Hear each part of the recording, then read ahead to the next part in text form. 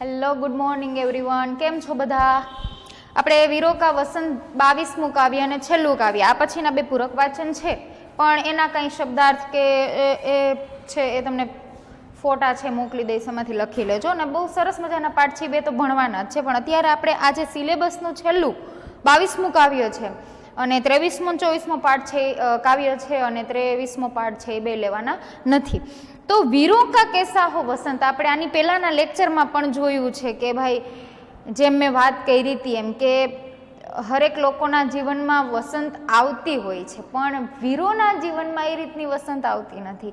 ઘર બાર બાયડી છોકરા બધું જ હોય છે, પણ એના માટે પહેલી પ્રાયોરિટી એનો દેશ હોય છે. એના દેશની રક્ષા કરવી એ એના માટે મહત્વનું હોય છે. આપણે અત્યારે આરામથી સાંજે સૂઈ જઈએ છીએ, ખાઈ પીને આરામથી મન ફાવે ત્યાં આપણા દેશમાં ફરીએ છીએ, અને એ લોકો એકદમ સરહદ ઉપર નજર તાકીને બેઠા છે. ક્યાંથી કોણ આવી જાય, ક્યારે ક્યાંથી કઈ ગોળી ઉપર એનું નામ છે ને કોઈને ખબર હોતી નથી.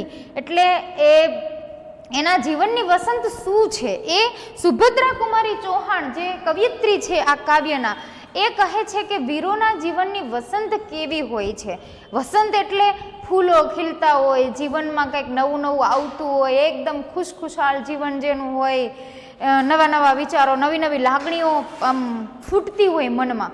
પણ વીરોના જીવનની વસંત એવી નથી હોતી. પહેલી પંક્તિ છે એમાં શું કીધું હતું કે आ रही हिमाचल से पुकार, हिमाचल यानी हिमालय, यानी कि हिमालय पर्वत से ऐसी पुकार आ रही है, सागर भी गरज गरज कर पूछ रहा है, पूर्व पश्चिम उत्तर दक्षिण नभ आकाश दिशा और दिशाओं के छोर, यह सब जगह से एक ही पुकार आ रही है, एक ही प्रश्न उठ के आ रहा है कि वीरों का वसंत कैसा होता है. આ બધા પૂછે છે, હિમાલય પૂછે છે કે વીરોના જીવનનું વસંત શું છે. સમુદ્ર પણ ઉછળી ઉછળીને પૂછે છે કે વીરોના જીવનની વસંત કેવી હોય. બધી દિશાઓ, આકાશ પાતાળ, આ બધું, ધરતી, આ બધું છે એ એક જ સવાલ પૂછી રહ્યું છે કે વીરોના જીવનની વસંત કેવી હોય છે. આમ માણસ, સામાન્ય માણસનું વસંત તો આપણે જોઈ શકીએ, પ્રકૃતિનું વસંત ખીલે છે, વસંત ઋતુ આવે છે ત્યારે કેવી હોય છે. અત્યારે જે કાળ ચાલે છે, બધા જ વૃક્ષોમાં નવા નવા કૂણા પાંદડા ફૂટ્યા છે, લીમડો હોય, ગુલમોર હોય, ગરમાળો હોય, કોઈ પણ વૃક્ષ હોય, તો એ વસંત છે. તો વીરો, જે યોદ્ધાઓ છે, જે સોલ્જર છે, જે દેશની રક્ષા કરે છે, વીર પુરુષ, એના જીવનમાં વસંત છે એ શું છે. તો એ આ બધા પ્રકૃતિના હરેક તત્વ છે આવો સવાલ પૂછી રહ્યા છે. ત્યારે બીજી પંક્તિમાં એટલું કીધું છે કે સરસોનું ખેતર ખીલું છે, સરસોના ફૂલ ખીલા છે, તો આખું ખેતર એકદમ જાણે પીળી ચૂંદડી ઓઢી લીધી છે. આપણે ઘણી બધી મૂવીમાં ને ઘણા બધા ગીતોમાં જોયું હોય છે કે સરસોનું ખેતર એટલે કે રાઈનું ખેતર બતાવવામાં આવે છે, પીળા કલરનું આખું ખેતર લહેરાતું હોય પવનનું. તો એમ એ જોઈને આપણને કેટલી આંખને, આપણા મનને કેટલી શાંતિ મળે છે, જોઈને કેટલી મજા આવે છે. तो एम कहे छे कि खेतर में, खेत में सरसों खिली है, उसे प्रकृति को एक पीला रंग मिल गया है. अनंग मधु लेकर आ चुका है, मधु यानी शराब लेकर, अनंग यानी काम देवता, जो काम वासना का देवता होता है वह देवता शराब लेकर, मदिरा लेकर आ पहुंचा है. यह धरती भी एक नई दुल्हन की तरह खिल चुकी है, दुल्हन की तरह उसने अपने पूरे अंग को सजा लिया है. लेकिन जो वीर पुरुष है, जो योद्धा है, उसे इन सब में दिलचस्पी नहीं है. उन्हें शराब पीने में दिलचस्पी नहीं है, उन्हें यह सरसों का पीला खेत देखने में दिलचस्पी नहीं है. यह धरती दुल्हन की तरह खिल चुकी है, उसे देखने में कोई दिलचस्पी नहीं है. वह तो वीर वेश धारण करके खड़ा हुआ है. एक सोल्जर जो यूनिफॉर्म पहन के खड़ा होता है, वैसा ही वीर पुरुष है, वह युद्ध मैदान में एक वीर वेश धारण करके खड़ा है और बोल रहा है कि वीरों का वसंत ऐसा होता है, कि हमारा जीवन वसंत आवी होय छे. अमे हमेशा आम एनी पासे गन होय, बधुं होय, हथियारो होय, एक योद्धानी जेम ए ऊभो होय छे. एने कोई आ वस्तु एने गमे छे, एने पण बधुं जोवुं छे, छतां एने सौथी पहेली एना मनमा ए छे के मारो देश छे, मारी पहेला गमे त्यारे क्यारे पण आ આક્રમણ થાય, ક્યારેય પણ મારું શરીર છે એ લાલ થઈ જશે, લોહી લુહાણ થઈ જશે. શિવાજીનું હાલડામાં આવે છે ને કે ભાઈ આજે તું પીળા પિતાંબર પહેરી લે, આવતીકાલે રક્તથી ભરેલા વસ્ત્રો તારે પહેરવા પડશે, એની શું ખબર. આજે તું સરસ મજાના ઓશિકા ઉપર માથું રાખીને તું સૂઈ લે, કાલે રણ મેદાનમાં તારી પથારી હશે, શું ખબર. આજે તું મીઠા ભોજન ખાઈ લે, કાલે તારે કદાચ ભાલા તલવાર પણ ખાવા પડશે, શું ખબર. એમ ટૂંકમાં આખું હાલેડું છે ઝવેરચંદ મેઘાણીએ લખેલું. એ હાલેડું આખું તમે વાંચો તો જ ખુમારી જાગે કે યોદ્ધાના જીવનમાં શું છે. આજે સૂતો છે, આજે ખાય છે, આજે સારા કપડાં પહેર્યા છે, કાલે શું થશે એને ખબર નથી. તો એ વીર વેશ ધારણ કરીને વીર યોદ્ધા ઊભો છે અને કહે છે કે વીરોનું વસન છે ને એ આવું હોય છે. એના પછીની પંક્તિ જોવો કે ભર રહી કોકિલા इधर तान, मारू बाजे पर उधर गान, है रंग और रण का विधान, मिलने आए हैं आदि और अंत, वीरों का कैसा हो वसंत. भर रही कोकिला, कोकिला यानी कोयल. કે અત્યારે જો આંબામાં મોર આવે, બધા ફ્રૂટ એવા નવા નવા આવે છે, કુંપણો ફૂટે છે. અત્યારના આ જે સમયગાળો છે ને વસંત ઋતુનો સમયગાળો, તો એ ખાસ કરીને કોયલો છે એ બહુ બોલતી હોય છે. તો કોयल है वो उधर मधुर स्वर में गाने गुनगुना रही है, कुहू कुहू बोल रही है. एक तरफ कोयल मधुर सुर में गीत गा रही है तो दूसरी ओर मारू, मारू એટલે मरुभूमि, बाजे पर उधर गान, बाजे यानी कि मरुभूमि पे नगाड़े बज रहे हैं, युद्ध की ललकार हो चुकी है. कि एक तरफ कोयल मधुर स्वर में गीत गा रही है तो दूसरी तरफ रण मैदान में युद्ध के नगाड़े बज रहे हैं, युद्ध के बाजे बज रहे हैं. है और रंग और रण का विधान. एक बाजू रंग છે તો બીજી બાજુ રણ છે, यानी कि एक बाजू कोयल गाय છે, સરસ મજાનું एक रंग खिलो છે, प्रेमનો रंग, प्रकृतिનો रंग, तो दूसरी तरफ रण यानी कि युद्ध मैदान पड़ा हुआ है, युद्ध का मैदान तैयार हो चुका है युद्ध के लिए.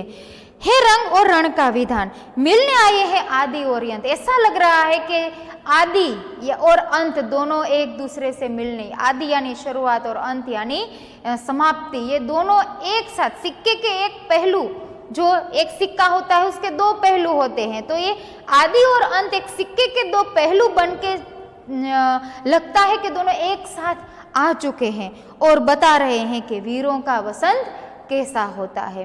एक तरफ कोयल मधुर सुर में गाने गा रही है तो दूसरी तरफ युद्ध के मैदान में युद्ध के बाजे बज रहे हैं.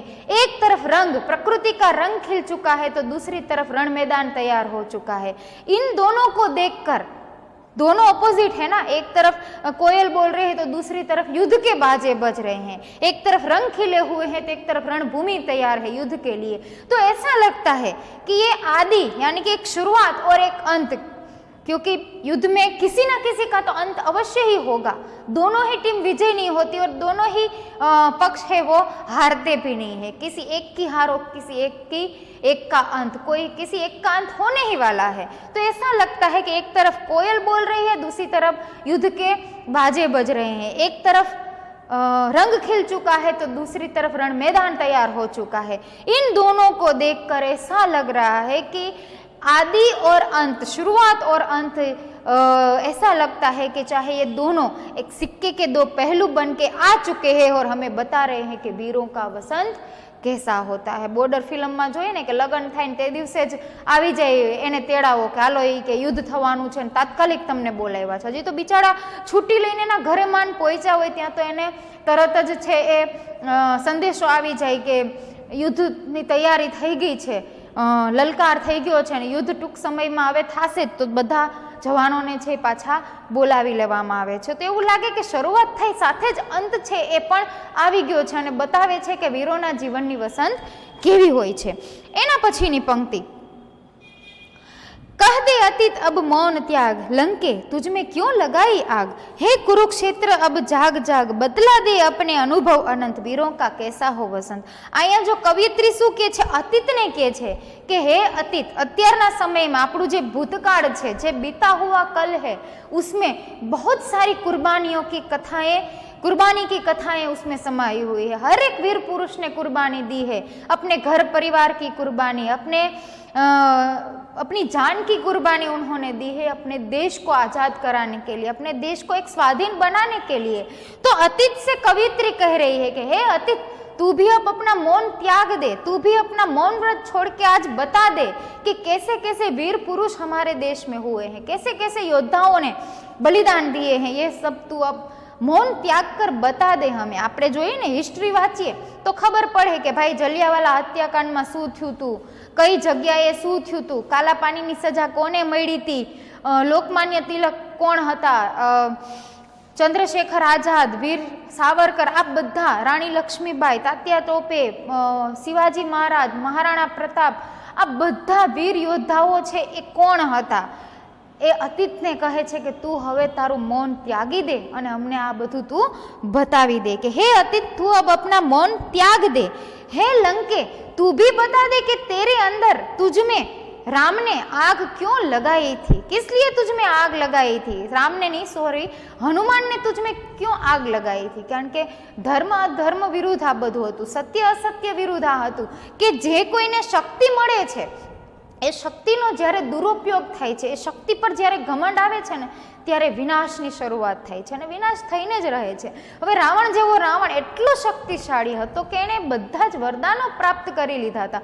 જો એ વરદાનોનો એને સદુપયોગ કર્યો હોત, જો એ વરદાનોનો એને ઘમંડ ન આવ્યું હોત તો કદાચ આ બધી વિનાશની પરિસ્થિતિ છે એ આવી જ ન હોત। તો હે લંકા કે જે લંકા છે એને કહે છે કે હે લંકા તું પણ તારું મૌન ત્યાગીને બતાવ કે તારામાં હનુમાને શા માટે આગ લગાવી હતી, શા માટે આવું કર્યું હતું। પછીની પંક્તિ છે કે હે કુરુક્ષેત્ર, જે દિલ્હી પાસે આવેલું એક મેદાન છે કુરુક્ષેત્ર, જ્યાં મહાભારતનું યુદ્ધ થયું હતું। તો એ કુરુક્ષેત્રના મેદાનને કહે છે કે તું પણ જાગી જા, જાગીને બતાવ કે તારા આ મેદાન ઉપર શા માટે યુદ્ધ થયું હતું। કારણ કે આપણને એમ થાય કે યુદ્ધ શા માટે થયા હશે, શું સ્ત્રી માટે યુદ્ધ થયા હતા, શું સ્ત્રીને લગીને યુદ્ધ થયા હતા, શું રામને સીતા માટે જ રાવણને માર્યો હતો, તો કે નહીં, રાવણને જે વસ્તુનું અભિમાન આવ્યું હતું એ માટે રાવણની છે એ આખા વંશનો વિનાશ થયો। મહાભારતનું યુદ્ધ ખાલી એક સ્ત્રી ઉપરથી કંઈ નથી થયું, મહાભારતનું યુદ્ધ થયું હતું ધર્મ અને અધર્મ વિરુદ્ધ હતું કે અધર્મ વિરુદ્ધ ધર્મનો વિજય થવો જોઈએ એ માટે યુદ્ધ થયું હતું। તો આજે બધી વસ્તુઓને જાગીને કીધું છે કે જગાવવાનું કીધું છે કે હે તમે લોકો જાગો, તમારું મૌન ત્યાગ કરો અને અત્યારની જે જનરેશન છે, અત્યારના જે લોકો છે ને તમે બતાવો કે આ બધું શા માટે થયું હતું, આ વીર યોદ્ધાઓ શા માટે થઈ ગયા, શા માટે આ બધું થયું છે, એ તમે આજે તમારું મૌન ત્યાગીને અમને બતાવી દો અને કહો કે એ સમયમાં પણ વીર યોદ્ધાઓ હતા એ કેવા કેવા હતા। આપણે જોઈએ જ છીએ કે ભાઈ બધા વીર યોદ્ધા, એકલવ્ય હોય કે અભિમન્યુ હોય, કોઈ પણ હોય, ધનુર્ધારી અર્જુન હોય કે એવો મહાન યોદ્ધા ક્ષત્રિય કર્ણ હોય કે જે દાનવીર કહેવાય છે, આ બધા યોદ્ધાઓ વિશે તું અમને બતાવી દે कि हे अतीत तू अब अपना मौन त्याग दे, हे लंके तू भी बता दे कि तुझ में हनुमान ने आग क्यों लगाई थी, हे कुरुक्षेत्र के मैदान तुम भी जाग कर बताओ कि वीर योद्धा कैसे होते हैं। तुम भी अपना अनुभव, जो अतीत का जो अनुभव है तुम्हारे इस कुरुक्षेत्र के मैदान को कवियत्री बोलने के लिए कह रही है कि तुझ में इस भूमि पर जो वीर योद्धा हो गए हैं तूने भी कुछ अनुभव किए हैं, उस अनुभव के बारे में हमें बताओ और कहो कि वीरों का वसंत कैसा होता है। एना पछीनी पंक्ति हल्दी घाटी के शिलाखंड है ए दुर्ग सिंहगढ़ के प्रचंड, राणा ताना का कर घमंड, दो जगह आज स्मृतियां ज्वलंत, वीरों का कैसा हो वसंत। हल्दी घाटी એટલે હલ્દી ઘાટીનું જે યુદ્ધ થયું હતું એ મેદાન કે હલ્દી ઘાટીમાં કોનું યુદ્ધ થયું હતું તો કે મહારાણા પ્રતાપ અને શહેનશાહ અકબર છે એની સેનાઓ લડી હતી। કારણ કે અકબર છે એ બધે જ લગભગ પોતાનું શાસન સ્થાપી લીધું હતું, પણ એક રાણો છે એ માનતો નહોતો, રાણો કોઈ સામે ઝૂકતો નહોતો, ખડના રોટલા ખાતો હતો પણ એને કોઈ સામે ઝૂકવું નહોતું અને અકબરને છે એ જે વેપાર માટે એક આખું મેવાડ છે એ નડતું હતું તો એને રાણાને હરાવવો હતો। તો રાણા અને અકબરનું છે એ યુદ્ધ થયું હતું હલ્દી ઘાટી। તો હલ્દી ઘાટીના શિલાખંડ, શિલાખંડ એટલે હલ્દી ઘાટીના મેદાનમાં જે પડેલા પથ્થરો છે એ સાક્ષી છે કે આ દેશમાં શું થયું હતું, આ જગ્યા પર કોનું યુદ્ધ થયું હતું, કેવા કેવા યોદ્ધાઓ છે। ઓલું કહેવાય ને કે પહેલાના યોદ્ધાઓ કેવા હતા કે સર કપાઈ જઈને ધડ લડતા રહીએ, એવા એ યોદ્ધાઓ હતા। તો એ યોદ્ધાઓ વિશે હે હલ્દી ઘાટીના શિલાખંડો તમે અમને બતાવો। એ દુર્ગ, દુર્ગ એટલે એકદમ ઊંચો વિશાળ, સિંહગઢ, સિંહગઢનો એક કિલ્લો પ્રચંડ એટલે એકદમ મજબૂત કિલ્લાને કહે છે કે રાણા તાનાકા કર ઘમંડ, કે મહારાણા પ્રતાપ વિશે હલ્દીઘાટીના શિલાખંડોને કહે છે કે તમે બતાવો એની ખુમારી કેવી હતી, કેવો હતો એ રાણો, અને સિંહગઢના ઊંચા કિલ્લા તમે પણ બતાવો કે તાનાજી માલસુરે, જેના વિશે જેના ઉપરથી અજય દેવગણની એક પિક્ચર પણ બની છે, એનિમેટેડ છે થોડી, અને તાનાજી માલસુરે જે શિવાજી મહારાજનો એક હાથ કહેવાતો એવો એનો સેનાપતિ, એક વીર યોદ્ધા, એ આજે સિંહગઢનો કિલ્લો છે એ છોડાવવા માટે થઈને, એ હાસિલ કરવા માટે થઈને, ત્યાં વિજય પ્રાપ્ત કરવા માટે થઈને એ ગયો હતો. એમાં એક બતાવે છે કે બધા દોયડાથી ચડતા હોય તો ઉપર છે એ બહુ બધી સેના હોય, તો તાનાજી હારે જે બધા સૈનિકો હોય છે ને એ કહે છે કે હા નહીં જવાય, કે આપણાથી નહીં થાય, કે હાલો એ પાછા નીચે ઉતરી જાય. એટલે તાનાજીએ છે એ બધા દોરડા છે તલવારથી કાપી નાખ્યા, નીચે ફેંકી દીધા. પછી બધા સૈનિકોને કીધું કાં તો ઉપર ચડીને લડીને મરો અને કાં તો નીચે પડીને મરો, તમારી પાસે એક જ ઓપ્શન છે, એ કે મરવું તો છે જ, કાં તો લડીને મરો અને કાં તો અહીંથી નીચે કૂદકા મારીને પડીને મરો. આવી એની એક ખુમારી હતી અને સિંહગઢનો કિલ્લો એ પ્રાપ્ત કરી લીધો, ત્યાં વિજય પ્રાપ્ત કરી લીધી, પણ એ છેલ્લે મૃત્યુ પામતા ગયા. એવા તાનાજી માલસુરે તો કોને કોને કહે છે કે હે હલ્દી ઘાટીના આ પ્રચંડ શિલાખંડો, તમે મહારાણા પ્રતાપની ખુમારી વિશે અમને બતાવો.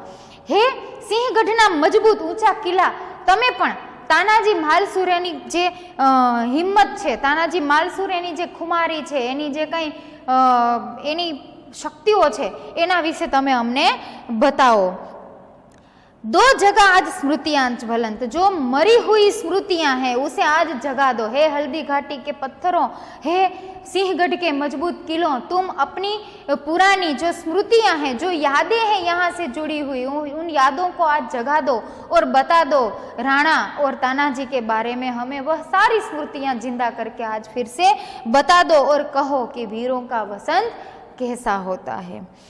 એમાં તાનાજીનો એક પ્રસંગ આવે છે કે એના છોકરાના લગ્ન હોય, એ લગ્ન એ છોડીને એ સિંહગઢનો કિલ્લો જીતવા જાય છે અને છેલ્લે શિવાજી મહારાજ છે એના છોકરાના લગ્ન કરાવે છે. તો શું એને એમ નહીં હોય કે મારા દીકરાના લગ્ન હું જોતો જાઉં? પણ નહીં, એને સૌથી પહેલાં એનો દેશ વાલો હતો. એના જીવનની વસંત છોડીને એ દેશ માટે એનું વસંત જે છે એ કરે છે કે સિંહગઢનો કિલ્લો જીતવો એ મારા માટે અત્યારે મહત્વનો છે. મૃત્યુ પામે છે પણ એ કિલ્લો જીતીને જાય છે.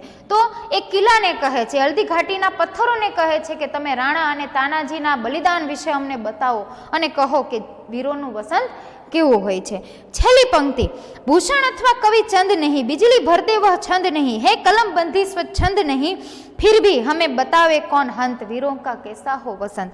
કે ભૂષણ યાની શિવાજી મહારાજના દરબારમાં એક કવિ ભૂષણ છે, એ એના દરબારના એક શ્રેષ્ઠ કવિઓ હતા. જેમ અકબરના દરબારમાં હતા, પછી વિક્રમાદિત્યના દરબારમાં હતા, બધાના દરબારમાં નવ નવ રત્નો હોય, કવિ હોય, સાહિત્યકાર હોય, બધા હોય.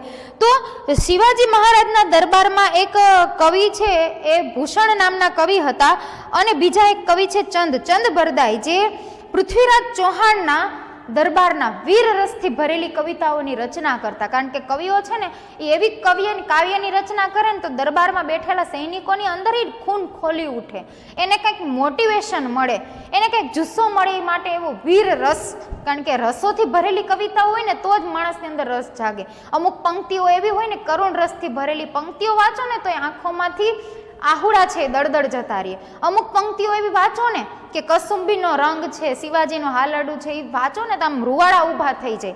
અમુક પ્રણય રસની છે કે અંદરથી લાગણીઓ છે એ જાગે. તો આ બધા રસ છે.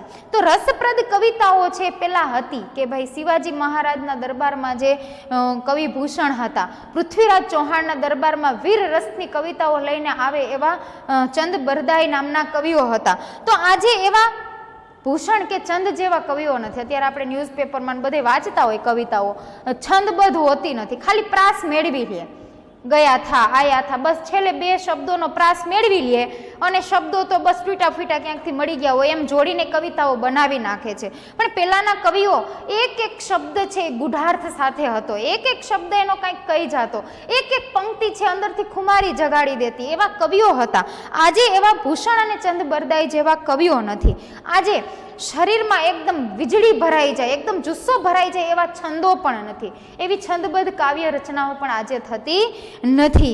है कलम बंधी, कवियत्री अब यह कह रही है कि मेरी कलम बंधी हुई है, वह पूरी तरह से आज़ाद नहीं है, स्वच्छंद नहीं है, मतलब जो चाहे वह लिख नहीं सकती मेरी कलम, आज बंधी हुई है। कारण के ए समय में अंग्रेजों विरुद्ध कंईक लखवुं होय ने तोय अंग्रेजों छे ई जेल में पूरी देता ने सजा करता। तो कवियत्री कह रही है कि मेरी कलम आज बंधी हुई है, वह पूरी तरह आज़ाद नहीं है, इसलिए मैं नहीं लिख पा रही हूँ। लेकिन यह एक हंत की बात है, हंत यानी एक दुर्भाग्य की बात है कि मेरी कलम बंधी हुई, अगर बंधी नहीं होती तो मैं ये सब लिखकर सबको बता देती, लेकिन यह दुर्भाग्य की बात है। तो हमें कौन बताएगा कि वीरों का वसंत कैसा होता है। इसीलिए कवियत्री कहती है कि मेरी कलम बंधी हुई है, इसलिए मैं पूरी तरह कुछ लिख नहीं पा रही हूँ। तो सिंहगढ़ के किलों से, हल्दी घाटी के पत्थरों से, इन सब से कवियत्री कह रही है कि तुम सब अतीत, लंका, कुरुक्षेत्र के मैदान, तुम सब जाग कर पुरानी जो स्मृतियां हैं, पुरानी जो यादें हैं, उन्हें जगा कर हम सबको बताओ कि वीरों का वसंत कैसा होता है। क्योंकि हिमालय पूछ रहा है, समुद्र पूछ रहा है, पृथ्वी, अग्नि, चारों दिशाओं के अंत, यह सब एक सवाल पूछ रहे हैं कि वीरों का कैसा होता है वसंत। पीली सरसों खिल चुकी है, प्रकृति को पीला रंग मिल गया है, शराब लेकर कामदेव भी आ चुके हैं, पृथ्वी भी, धरती भी एक नई दुल्हन की तरह सज चुकी है, लेकिन वीर को इसमें रस नहीं है, वीर को इसमें कोई दिलचस्पी नहीं। वह तो वीर वेश धारण करके आ चुका है और बता रहा है कि वीरों का कैसा होता है वसंत। और एक और बात बताई है कि एक तरफ कोयल बोल रही है, दूसरी तरफ युद्ध के नगाड़े बज रहे हैं, एक तरफ रंग खिल चुका है, दूसरी तरफ युद्ध मैदान तैयार हो चुका है। इन दोनों को देखकर ऐसा लग रहा है कि जैसे सिक्के के दो पहलू, आदि और अंत सिक्के के दो पहलू बन के आ रहे हैं और कह रहे हैं कि वीरों का कैसा होता है वसंत। कवियत्री यह कहती है कि मैं मजबूर हूँ, आज मेरी कलम आज़ाद नहीं है, कुछ भी लिख नहीं पा रही है, तो यह मेरे लिए दुर्भाग्य की बात है कि मैं किसी को बता नहीं सकती। तो फिर हमें बताएगा कौन कि वीरों का कैसा होता है वसंत। एक वक्त फरी थी आखी काव्यनो भावार्थ सीधे सीधो जोई लईए कि वीरों का वसंत कैसा होता है। हिमालय है, हिमालय से ऐसी पुकार आ रही है, समुद्र भी गरज गरज कर बार बार पूछ रहा है, पूर्व, पश्चिम, उत्तर, दक्षिण, धरती, आकाश, पूरी सब दिशाएं और दिशाओं के छोर सब यही पूछ रहे हैं कि वीरों का कैसा होता है वसंत। सरसों खिल चुकी है, इससे प्रकृति को पीला रंग मिल चुका है, काम देवता भी शराब लेकर आ पहुंचे हैं, धरती ने भी एक दुल्हन की तरह अपने पूरे अंग सजा लिए हैं, लेकिन वीर को इसमें कोई दिलचस्पी नहीं है। वह तो वीर वेश धारण करके आ चुका है और बता रहा है कि वीरों का कैसा होता है वसंत। कोयल इधर मधुर सुर में गाने गा रही है तो दूसरी ओर रण मैदान में युद्ध के बाजे बज रहे हैं। एक तरफ रंग खिल चुका है तो दूसरी तरफ रण मैदान तैयार हो चुका है। ऐसा लगता है कि आदि और अंत दो पहलू बन के आ चुके हैं और बता रहे हैं कि वीरों का वसंत कैसा होता है। हे अतीत, तू अपना मौन त्याग दे, हे लंके तू भी बता दे कि तुझ में क्यों लगाई थी हनुमान ने आग, हे कुरुक्षेत्र के मैदान तुम भी अब जाग कर बता दो कि तुझ में जो अनुभव है वह हम सबको बता दो और बताओ कि वीरों का वसंत कैसा होता है। हे हल्दी घाटी के शिलाखंड, हे ऊंचे सिंहगढ़ के मजबूत किले, तुम दोनों भी जाग कर अपनी स्मृतियां ताजा करके हमें बता दो। राणा और तानाजी मालसूरे के वीरता के बारे में हमें वह स्मृतियां ताजा करके आज बता दो और कहो कि वीरों का वसंत कैसा होता है। कवि भूषण और कवि चंद जैसे आज कवि जो वीर रस पैदा करे, जो वीर रस भर दे, ऐसे कवि नहीं। शरीर में, दिलो दिमाग में, सब जगह जो खून में एक बिजली भर दे, ऐसे छंद भी आजकल देखने को नहीं मिलते। कवित्री कहती है कि मेरी कलम भी बंधी हुई है, पूरी तरह कुछ लिखने के लिए वह अभी स्वतंत्र नहीं है। फिर यह एक दुर्भाग्य की बात है, तो हमें कौन बताएगा कि वीरों का वसंत कैसा होता है? कोण अमने कहेशे कि वीरोना जीवननी वसंत शुं होय छे? जो कि हवे देश आजाद थई गयो, आपणे बधुं लखी शकीए, वीरो विषे कही शकीए कि भाई वीरोना जीवननी वसंत केवी होय छे। उरी फिल्म जोवो, पुलवामा एटेक विषे वाँचो, नक्सलवादीओए जे कंई एटेक कर्या छे एना विषे वाँचो, LOC कारगिल मूवी जोवो, बॉर्डर जोवो, आ बधुं तमे जोशो ने આ બધા વિશે તમે વાંચશો ને તો ખબર પડશે કે વીરોના જીવનની વસંત કેવી હોય છે. કારગિલનું યુદ્ધ થયું હતું ત્યારે એક યોદ્ધા છે એ જ્યારે આમ પહાડ ચડતા હતા ને ત્યારે એને હેલ્મેટ ઉતારી દીધું, કારણ કે એનું હેલ્મેટ વજનવાળું હોય અને સાથે દારૂ, ગોળા, બંદૂક આ બધું હથિયારો લઈને એને ચડવું હોય તો એણે હેલ્મેટ ઉતારી દીધું. તો બીજા બધાએ કીધું કે તમે હેલ્મેટ શા માટે ઉતાર્યું? તો કે ખોટો વજન લઈને ચડવું નહીં કે, એટલે હેલ્મેટ કાઢી નાખ્યું. પણ બધાએ કીધું ફોર્સફુલી કે નહીં, હેલ્મેટ પહેરી લો આપણી સેફટી માટે. અને જેવું એને હેલ્મેટ પહેર્યું થોડાક ઉપર ચડ્યા તો ઉપરથી ભેખડ ખઈને એના માથા ઉપર આવી. જો હેલ્મેટ ન હોત તો એ ત્યાં જ મરી જાત. તો વીરો છે ને એના જીવનનું વસંત આવું હોય છે. ઉરી ફિલ્મ વખતે ઉરીનો જે હીરો છે એણે પણ એક પોતાની વાત છે એ શેર કરી હતી કે જ્યારે અમે પિક્ચરનું શૂટિંગ કરતા હતા ને ત્યારે થોડાક દિવસ એ લોકો સાથે અમે રહ્યા અને એ લોકોને પૂછ્યું કે તમે આટલા મોડા સુધી હવે કે બધા આપણે જાગીએ છીએ, ખાઈએ છીએ, પાર્ટી કરીએ છીએ, હવે વહેલા સૂઈ જવું જોઈએ. તમારે તો કે વહેલું, અમારે તો કે મોડું જાગવું, તમારે તો વહેલું 4-4 વાગે જાગીને ગ્રાઉન્ડમાં જવું પડે કસરત માટે, દોડ માટે, એટલે તમે વહેલા સૂઈ જાઓ.